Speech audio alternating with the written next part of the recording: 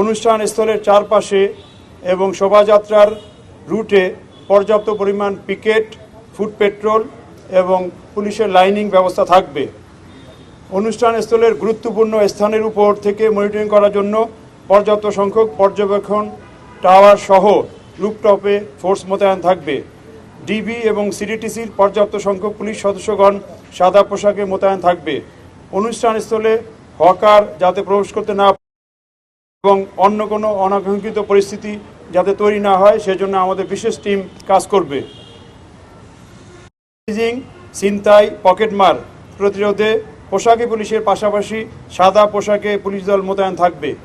অনুষ্ঠানসমূহের নিরাপত্তায় অস্থায়ী police control room স্থাপন করা হবে।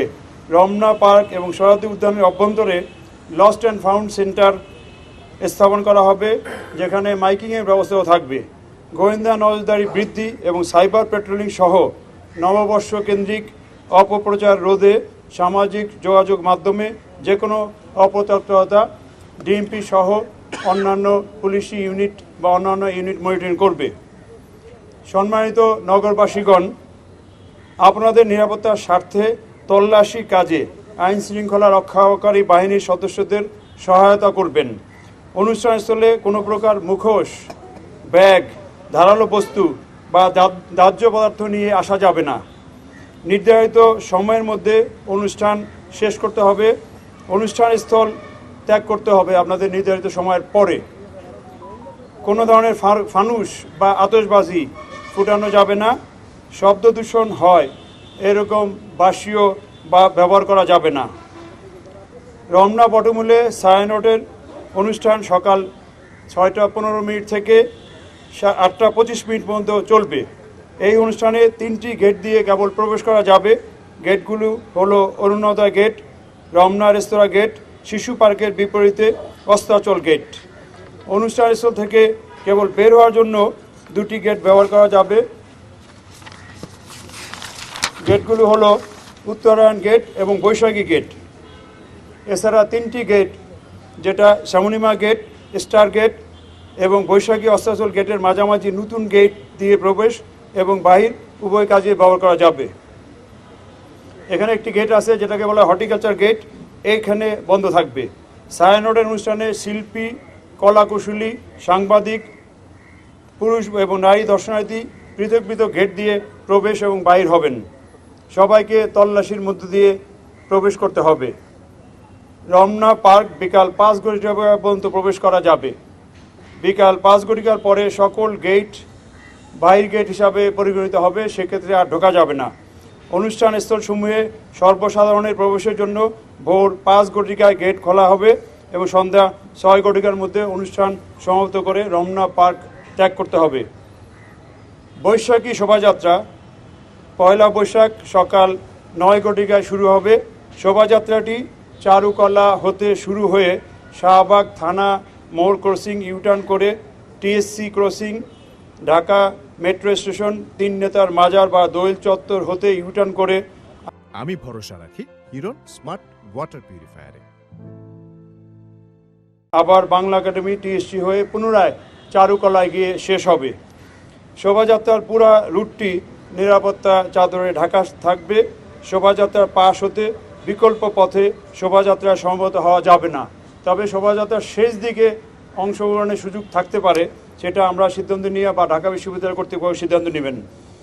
নববর্ষ উদযাপন উপলক্ষে আগামী পয়লা বৈশাখ মঙ্গলবার ভোর 5 ঘটিকা হতে পরবর্তী নির্দেশ না দেওয়া পর্যন্ত রমনা পার্ক, বিশেষ করে রমনার বটমূল, সোহরাওয়ার্দী উদ্যান, ঢাকা বিশ্ববিদ্যালয় এলাকা এবং আশেপাশের এলাকাসমূহে রাস্তা বন্ধ বা ডাইভারশন দেওয়া হবে।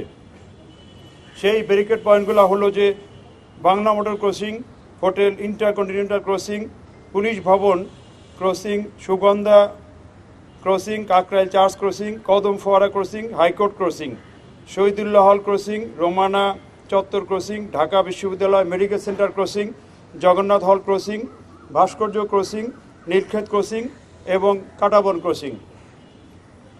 এক্ষেত্রে গুরুত্বপূর্ণ কয়েকটা সড়কে যান চলাচলের জন্য কোথা দিয়ে করবে সেটা উল্লেখ করছি। মিরপুর ফার্মগেট হতে শাহবাগ অভিমুখী যানবাহন বিশেষ করে ভারী যানবাহনসমূহ বাংলা মোটর ক্রসিং থেকে বামে মোড় নিয়ে মগবাজার ক্রসিং হয়ে গন্তব্যে চলাচল করবে।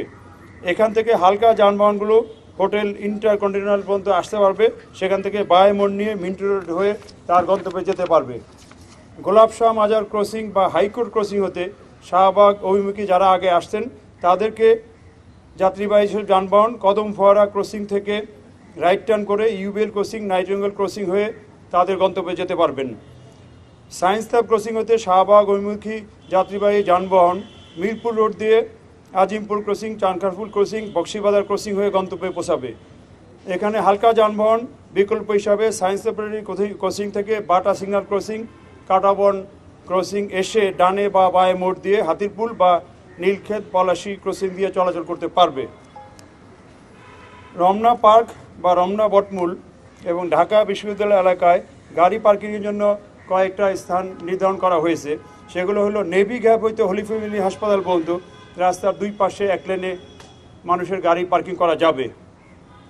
মৎস্য ভবন ক্রসিং হইতে সেগুনবাগিচা ক্রসিং পর্যন্ত এবং শিল্পকলা একাডেমির গলি, এখানে আইন শৃঙ্খলা বাহিনী বা যারা ডিউটিতে থাকবে তাদের গাড়ি পার্কিং করা যাবে।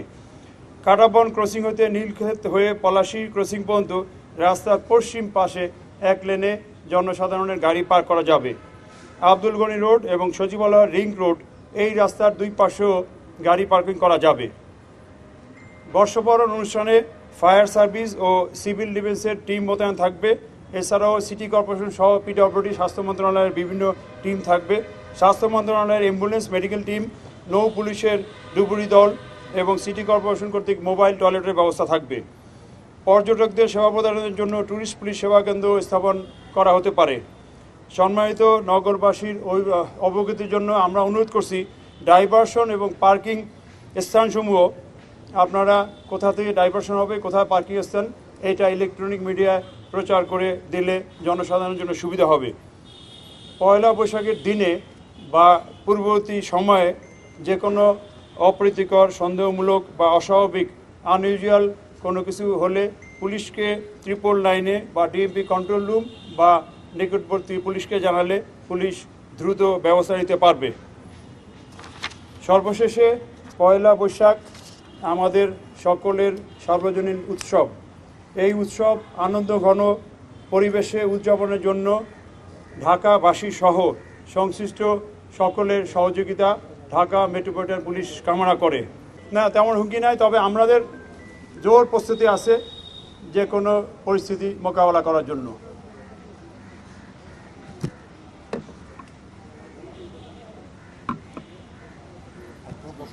তো ধন্যবাদ সবাইকে, আপনারা ধৈর্য ধরে আসেন, সময় দিয়েছেন, কাভার করতেছেন। এরপরে বোধহয় একটা মহড়া আছে, আমাদের মহড়া আছে, মহড়াগুলোও কাভার করতে পারবেন। আপনাদের জন্য বোধহয় হালকা নাস্তারও ব্যবস্থা আছে। থ্যাংক ইউ, আসসালামু আলাইকুম।